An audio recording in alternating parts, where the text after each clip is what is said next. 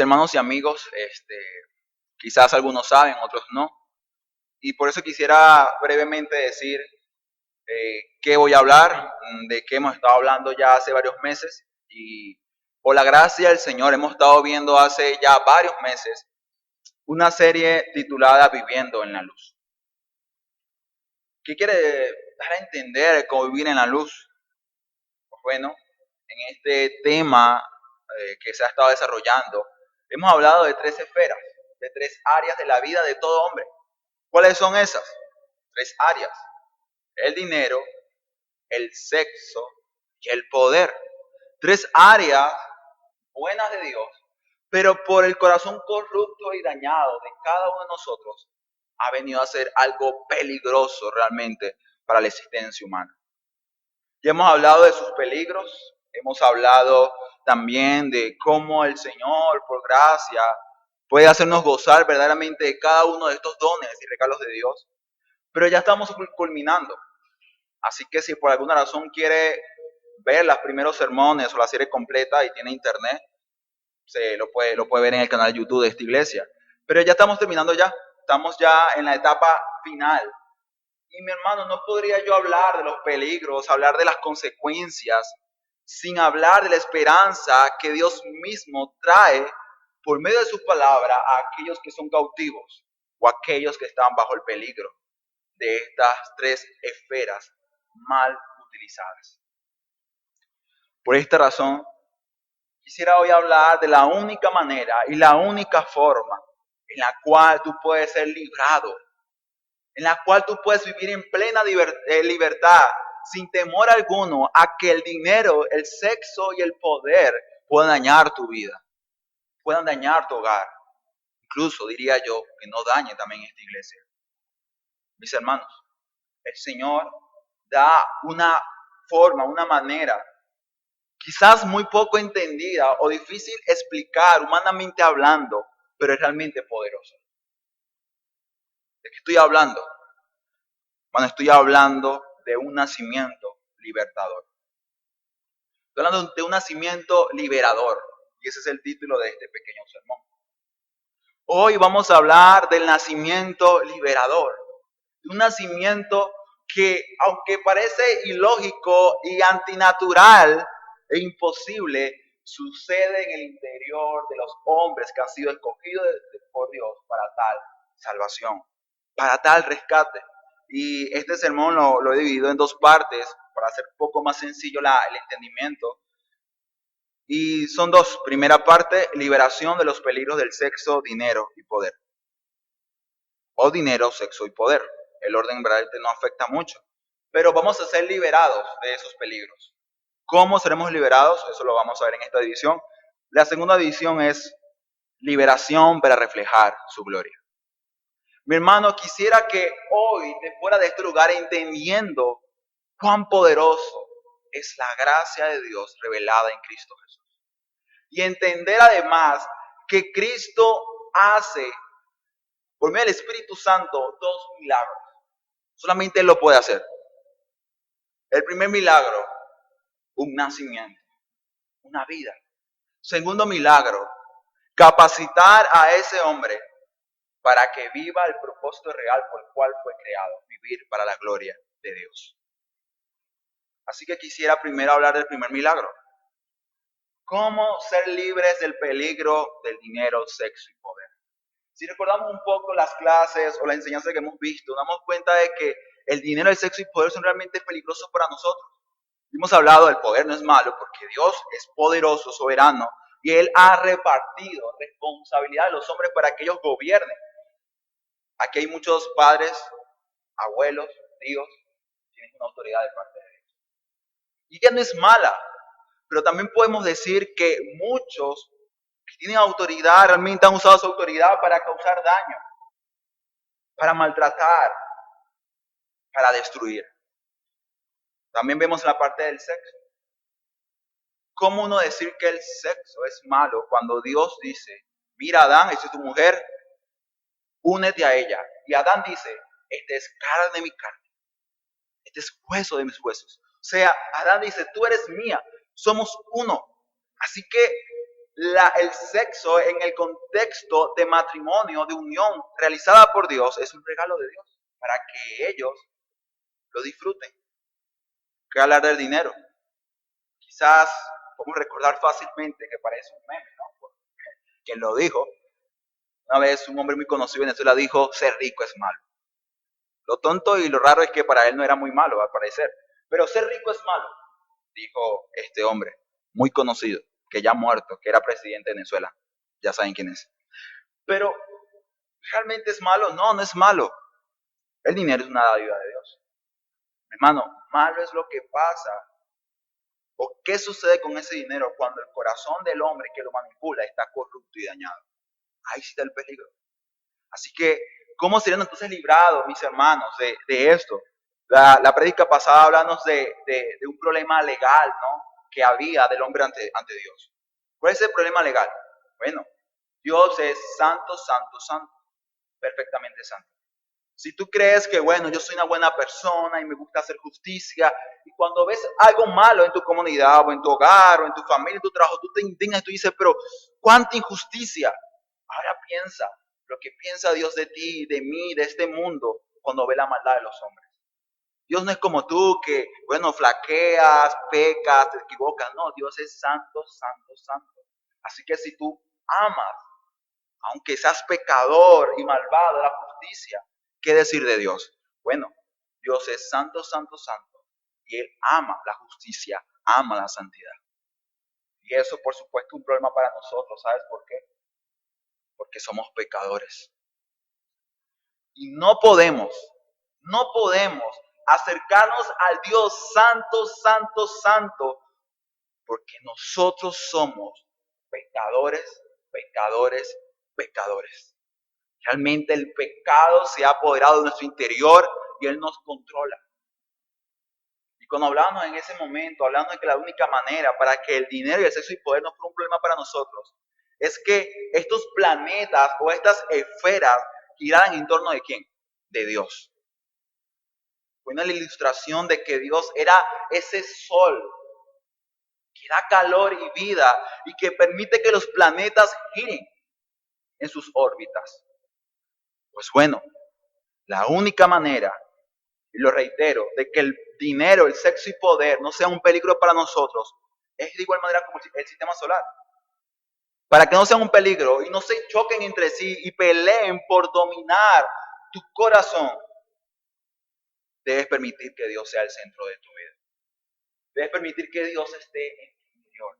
Y tú dirás, ¿cómo un Dios santo, santo, santo puede estar en mi corazón tan corrupto y sucio y dañado? Pues la justificación, como vimos en la clase pasada, era esa forma, esa manera en la cual podemos acercarnos al Dios santo, santo, al Dios omnipotente, al Dios glorioso, y así poder tener entrada a esa gloriosa vida eterna que solamente podremos tener cuando estemos cerca de Dios. Así que entre la justificación, mis hermanos, por la fe en Cristo, somos justificados. Y ahora la justicia de Cristo ha sido puesta a nuestra cuenta. Y cuando Satanás diga, mira, eres un pecador, tú dirás, oye, mira, mi cuenta está vacía, no debo nada. ¿Por qué? Si tú eres un mentiroso, si tú eres un incrédulo, si tú has fallado a Dios, ¿por qué Cristo la pagó? Esa es justificación, mi hermano. El que alguien pague la deuda que tú debías. Y fue perfecta, mi hermano, pero hay un problema. ¿Sabes cuál es el problema? El problema es que sí, por la justificación tenemos entrada al Padre. Pero la pregunta sería, ¿tú quieres entrar al santuario? ¿Quieres entrar realmente al santuario de Dios? ¿Sabes? Allá no vas a conseguir una rumba, no vas a conseguir comodidades, lujos materiales. No, realmente te pregunto, ¿quieres entrar a la presencia de Dios? ¿Lo dudaste o dijiste sí quiero entrar? ¿Quieres entrar a la presencia de Dios? Wow, que ese sermón es poco largo, o pues ¿qué tanto sueño tengo yo, qué flojera, es que estoy muy cansado, estoy muy ocupado. ¿Realmente quieres entrar a la presencia de Dios? Hermano, tú y yo tenemos que reconocer Tenemos que reconocer que nuestro corazón, aunque quizás hay algo que dice sí quiero, también hay algo que te dice no quiero, no quiero entrar a la presencia de Dios. Y muchos dicen, bueno, es que yo creo en Dios, yo amo a Dios y quiero ir al cielo. Todos queremos ir al cielo. Pero en el cielo no vas a hallar, como dije, discoteca, una cerveza bien fría, no vas a hallar eso. Vas a hallar al Dios Santo y a los santos adorándole eternamente, donde todo, absolutamente todo, gira en torno de la gloria de Dios. Así que si tú peleas y trabajas para tu gloria, el cielo no es un lugar para ti. No es para ti, no es para ti. Pero, ok. Hemos reconocido de que hay algo en nuestro corazón que no nos permite. Realmente no quiere exaltar el nombre de Dios porque busca trabajar para su propio reino, para su propio provecho. Entonces, ¿cómo se ha librado? ¿Cómo entonces el hombre justificado puede ahora vivir para la gloria de Dios? No en el cielo, sino ahora en la tierra. ¿Cómo puede vivir y caminar con Dios? ¿Cómo puede lograr hacer esto? ¿Cómo se puede lograr esto? Bueno, ahí voy, con el milagro del nacimiento liberador. Con ese milagro. Ya va, nacimiento liberador, pero ¿de qué estás hablando? Hermano, no solamente hace falta que tú tengas acceso a Dios, entrada a Dios por la justicia de Cristo, sino también hace falta que tú desees ir a Cristo, amar a Cristo y vivir para la gloria de Cristo. Si tú dices, pero es que me cuesta comprometerme con la iglesia, me cuesta comprometerme con el Señor, ¿sabes por qué sucede esto? Porque como Jesús le dijo a Nicodemo, el que no nace de nuevo no puede ver el reino de Dios. Si no has nacido de nuevo, si Dios no ha hecho ese milagro único en ti, ese milagro glorioso, increíble del nuevo nacimiento, de un nuevo corazón, tú no puedes ver el reino de Dios, no puedes amar el reino de Dios y no puedes tampoco vivir para ese reino. No puedes, no puedes. Así que debemos entender entonces que el problema no es solamente externo, sino también interno. Pues por naturaleza amamos todo menos a Dios. Amamos el dinero, nos deleitamos en él, amamos el sexo, amamos el poder, pero no hallamos deleite en Dios, en su presencia, ni tampoco vivir para él. Estamos por naturaleza muertos a la gloria de Dios. Por eso, mi hermano, es que cualquier cosa de este mundo nos puede parecer más deleitoso, más atractivo que estar en la presencia de Dios y vivir para su gloria. ¿Sabes por qué? Porque estamos ciegos. Estamos ciegos, no podemos ver. No podemos ver la gloria del Señor. Hay un pasaje que nos habla, ¿no?, de esa ceguera y de esa libertad para ver. Y ese pasaje es un pasaje que leí hace ya un tiempo, sí, algo de tiempo, pero quisiera volver a leer otra vez, 2 Corintios, capítulo 4.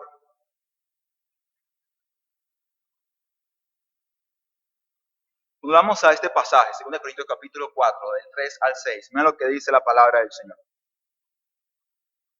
Dice 2 Corintios capítulo 4, versículo del 3 al 6. Pero si nuestro evangelio está aún encubierto pero si nuestro evangelio está aún encubierto, entre los que se pierden está encubierto, en los cuales el Dios de este siglo cegó el entendimiento de los incrédulos. ¿Para qué? Para que no le resplandezca la luz del evangelio de la gloria de Cristo, el cual es la imagen de Dios. Luego dice, porque no nos predicamos a nosotros mismos, sino a Jesucristo como Señor, y a nosotros como siervos por amor de Jesús, porque Dios, que mandó que de las tinieblas resplandeciese la luz, es el que resplandeció en nuestros corazones para iluminación del conocimiento de la gloria de Dios en la faz de Jesucristo. ¿Qué acabamos de leer hace un momento? Bueno, en este pasaje Pablo está haciendo muy claro. Él dice, nosotros hemos predicado un mensaje, hemos predicado un evangelio, y él dice, si por alguna razón alguien no conoce o no ha visto realmente o no ha escuchado realmente el mensaje, no es culpa de nosotros. Realmente no. ¿Por qué? Porque él dice, Si el evangelio está encubierto, o sea, está oculto, pues dice, oculto está para los que se pierden. ¿Pero por qué? Porque dice, porque en los cuales el Dios de este siglo, o sea, Satanás, ¿qué hace? Ha cegado su entendimiento. ¿Pero de quiénes? De los incrédulos. Si tú no crees en Cristo, si tú no te has entregado a Cristo, si no has vivido para su gloria, no estás viviendo hoy para su gloria, entonces eres un incrédulo. Porque cuántas veces no se te ha predicado la palabra y tú todavía sigues ahí, recio, endurecido. ¿Pero por qué? Porque no puedes ver. ¿Pero qué no puedes ver? Aquí dice, la luz del Evangelio, de la gloria de Cristo. Pero ¿quién es Cristo? Aquí lo dice también, dice, Cristo es la imagen de ¿quién? De Dios. ¿Cuál es lo que está diciendo acá? No estoy hablando del cuento, del chiste, no, estoy hablando de Cristo. Y yo he predicado a Cristo y si tú no has hecho nada, si no has respondido al mensaje del Evangelio, es porque estás ciego y realmente no le has visto. No has visto su gloria, no has visto su majestad. Mi amigo,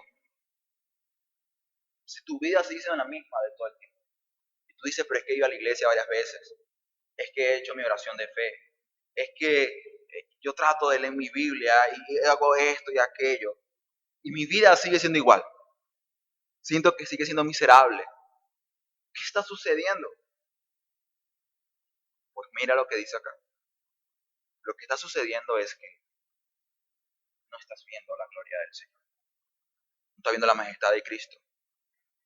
Pero escucha, no es porque Cristo no se esté revelando a tu vida, es que Él está ahí.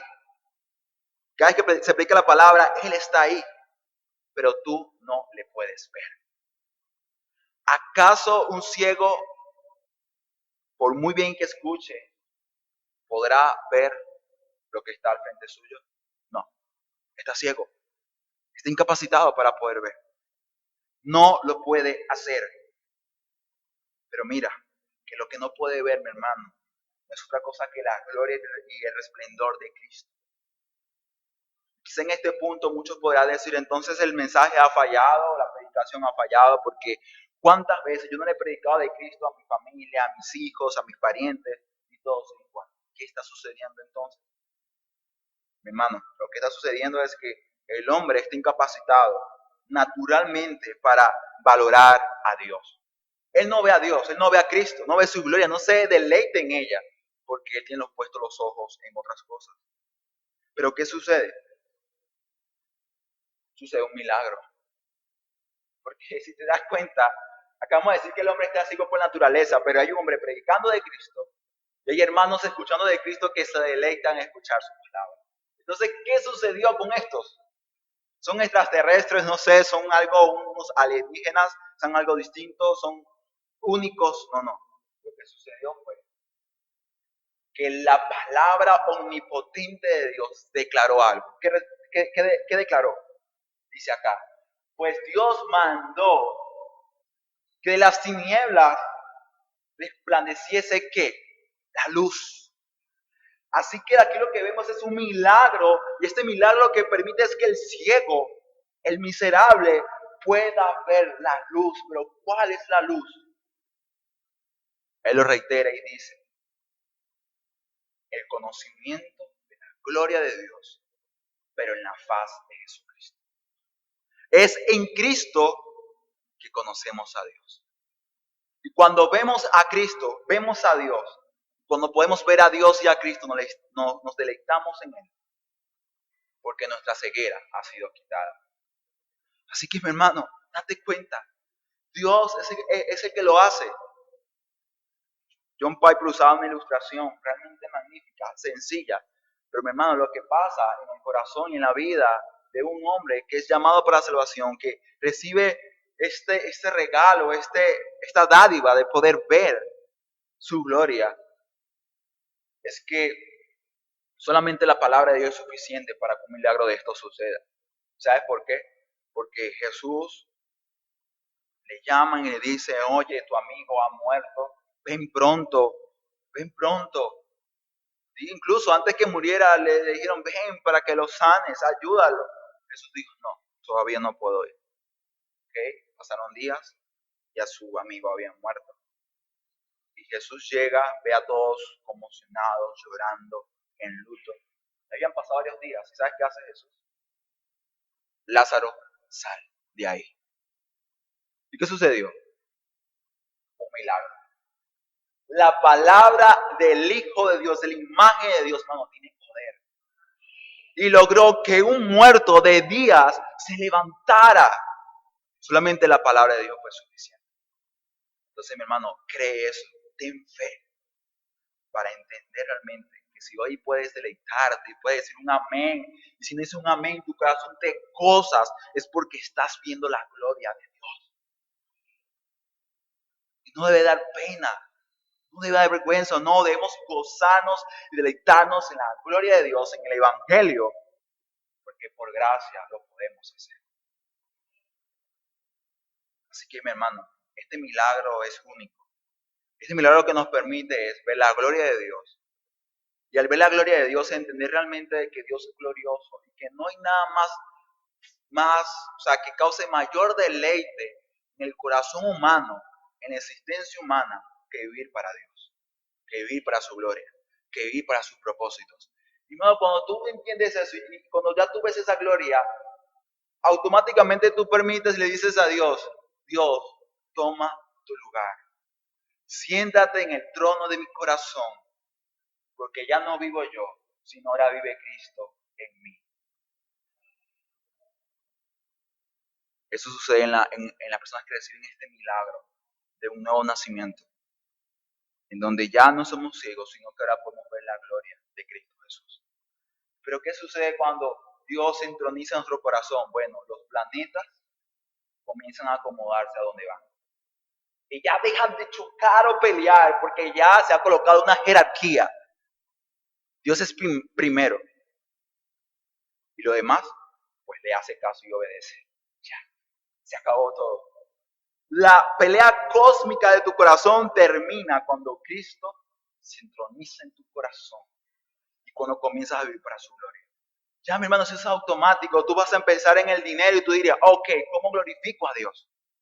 ¿Cómo esto gira en torno al sol, que es Cristo, que es Dios, para que esto le glorifique? También vas a decir, ok, el poder, el sexo, ¿cómo esto glorifica a Dios? Y mi hermano, como decía un hombre del Señor, a veces decimos, pero ¿qué puedo pedir? ¿Qué puedo desear? ¿Qué puedo buscar? Este hombre del Señor decía, si tú amas al Señor y vives para su gloria, no importa, haz lo que sea, porque Dios va a respaldarte. Haz lo que quieras. ¿Quieres casarte con Juanita? Cásate con ella. ¿Quieres hacer? Hazlo, porque si vives para la gloria de Dios, mi hermano, tus planetas van a girar en torno a él.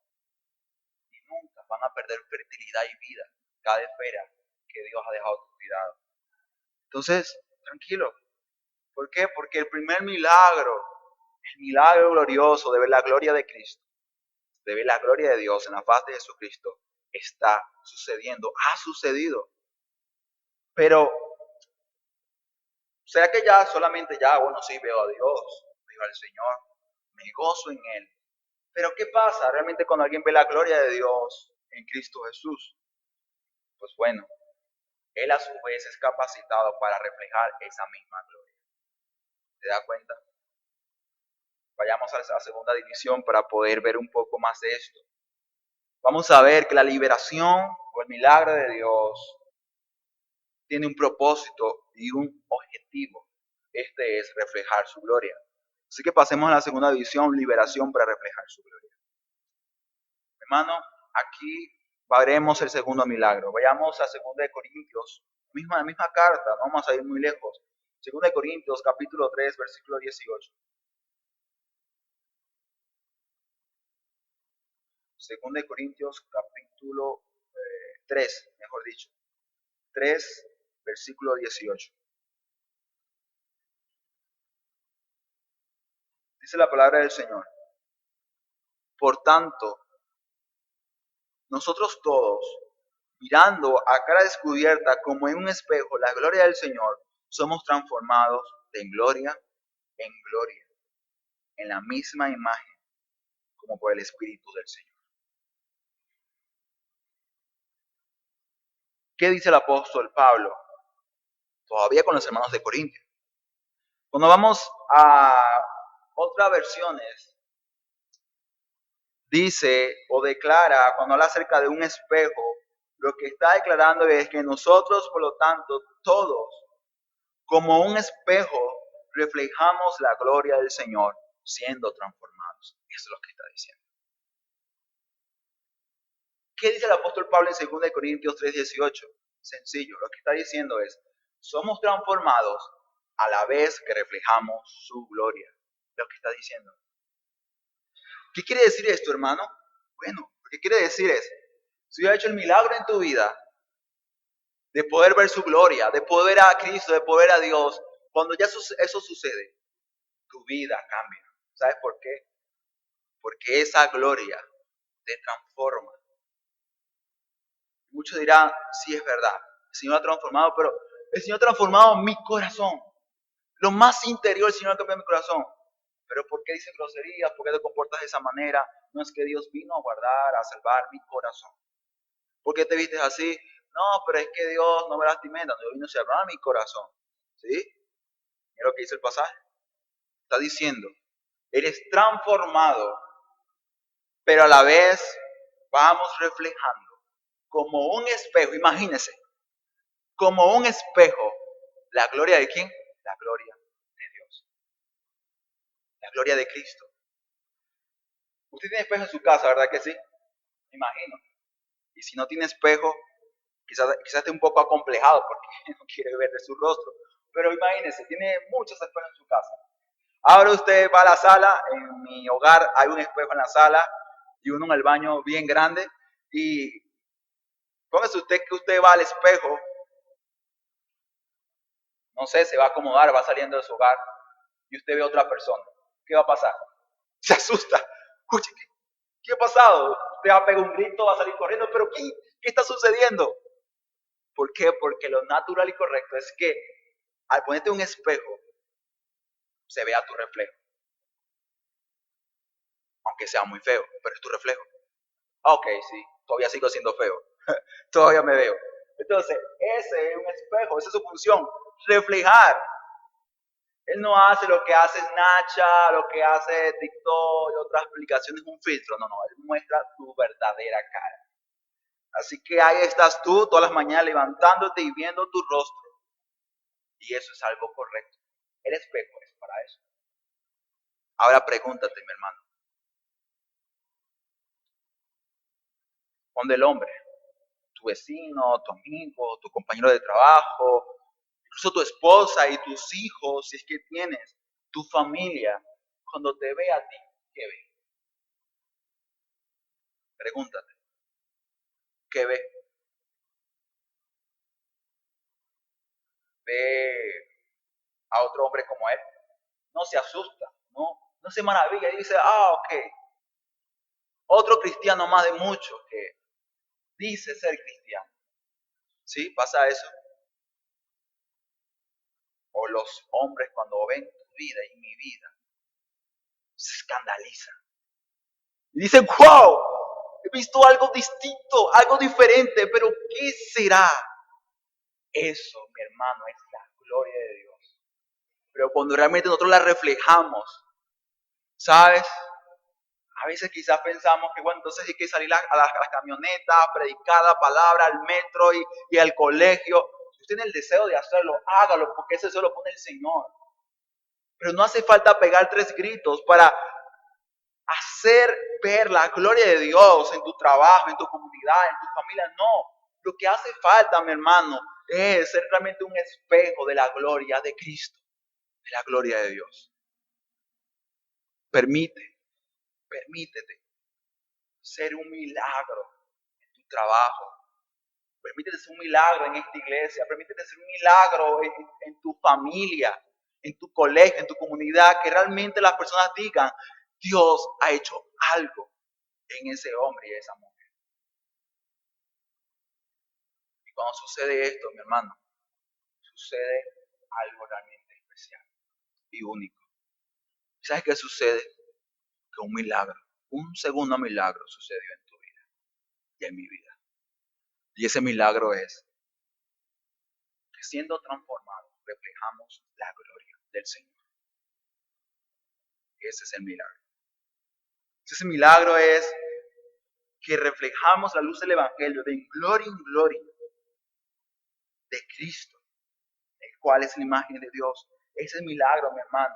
Es el milagro de poder reflejar la gloria de aquel cuya gloria es nuestra mayor delicia y nuestro mayor deleite. Pero ¿cómo se da esa transformación de la cual Pablo está hablando en este pasaje? Quizás algunos cristianos, quizás los más no creyentes podrán decir, bueno, paso 1, paso 2, me imagino que debe ser algo así, ¿no? Como que bueno, hay un método milagroso, único y efectivo para ser diferente, para cambiar. Quizás puedes pensar que así sea este tipo de crecimiento o este tipo de transformación y cambio. Puedes pensar que es una fórmula o un método con una cierta cantidad de pasos claros y sencillos para lograr ser diferente. Pero no es así como funciona. ¿Sabes? La forma en la cual Dios quiere que crezcamos y permite que crezcamos y reflejemos cada día más su propia gloria, su majestad, es más como la forma en la cual cultivamos una pequeña planta o en la forma en la cual alimentamos a un pequeño bebé. Cuando leemos en Primera de Pedro, capítulo 2, y si puede me acompaña rápidamente.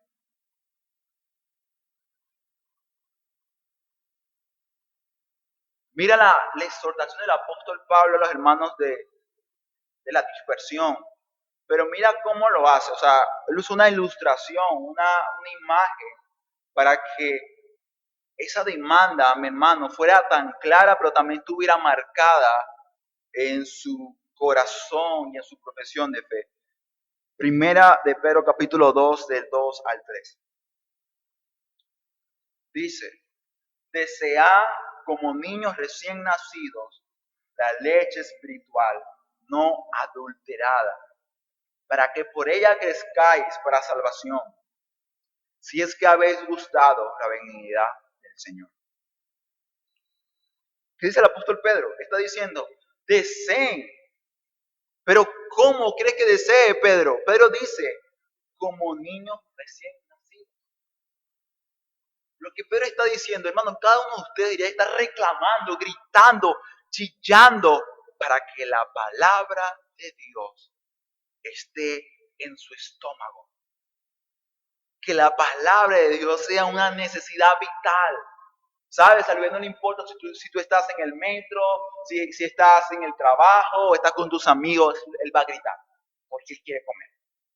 Pues de igual manera, mi hermano, Pedro dice, ustedes deben desear, deben agonizar por la palabra de Dios.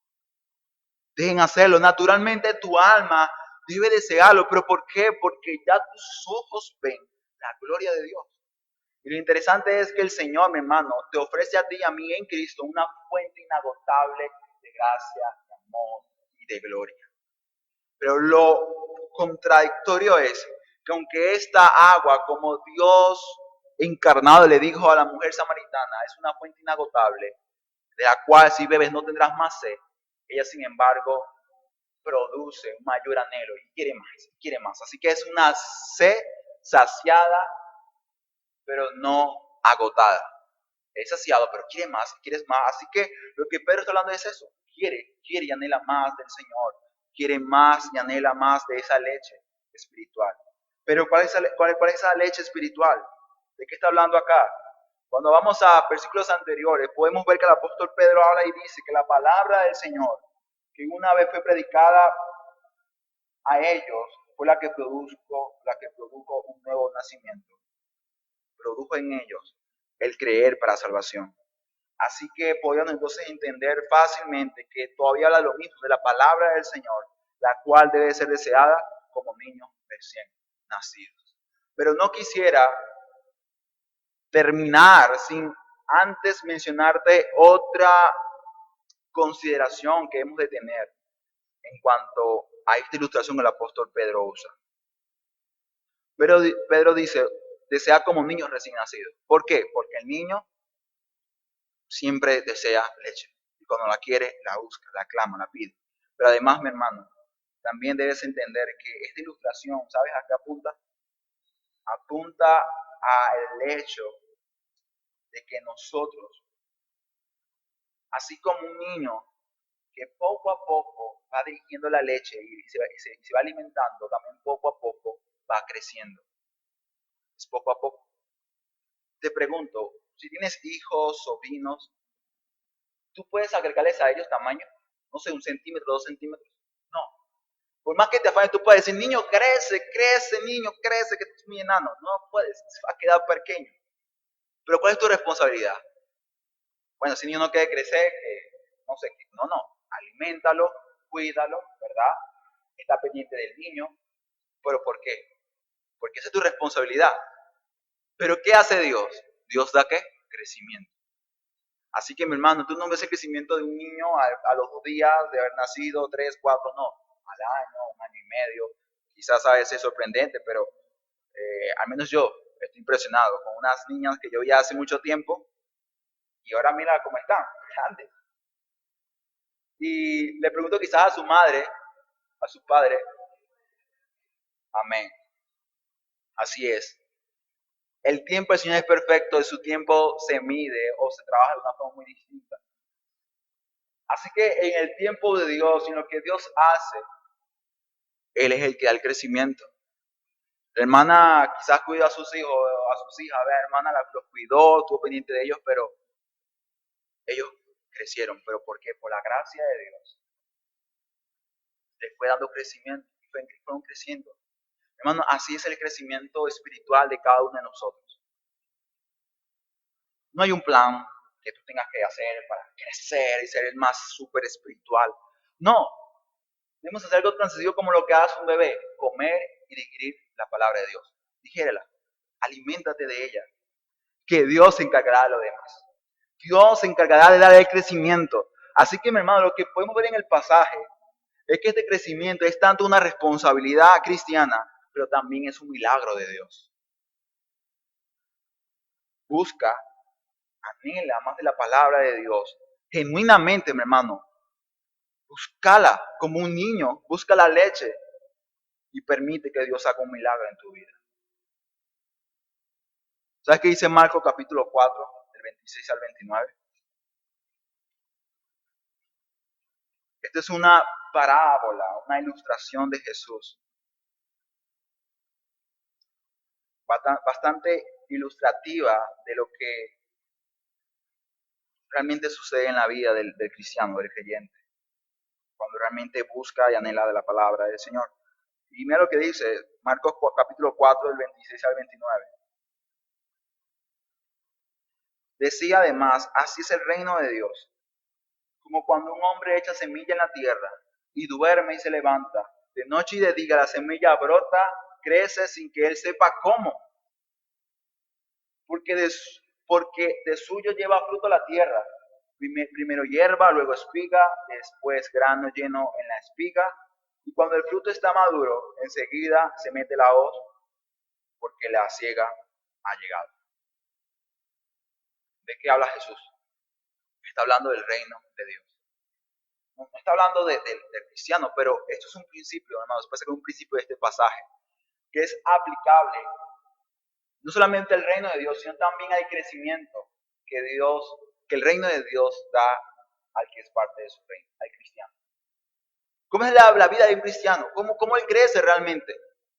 ¿Él será que se agrega con sus esfuerzos 1, 2, 3 centímetros, quizás 1 metro? No eres tú, no son tus esfuerzos, es la gracia de Dios. ¿Sabes por qué?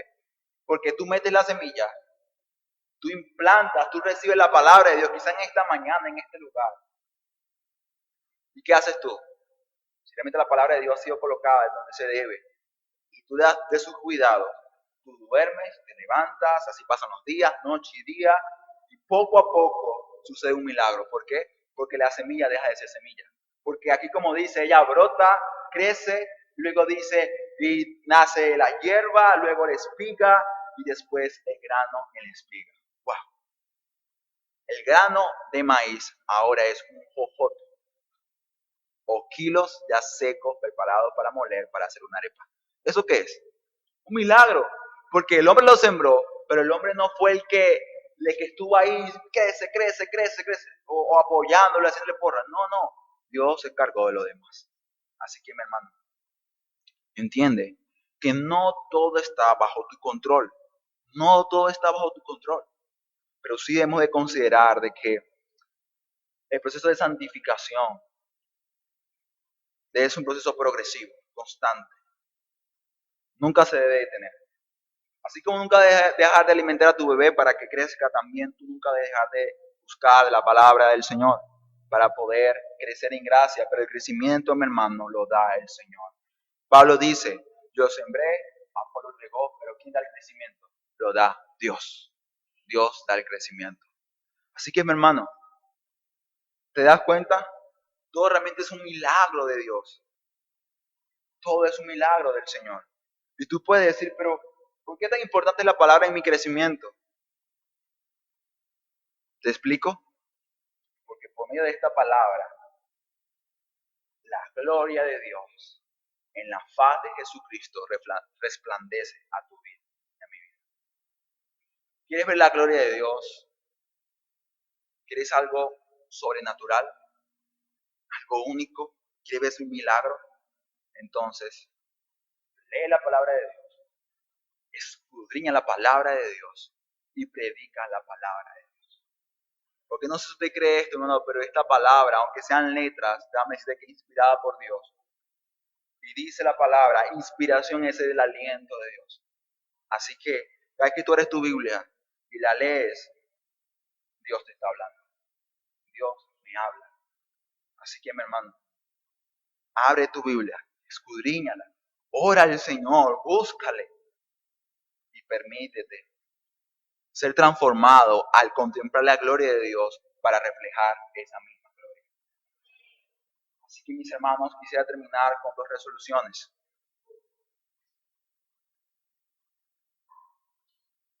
Primero con mis amigos aquí presentes.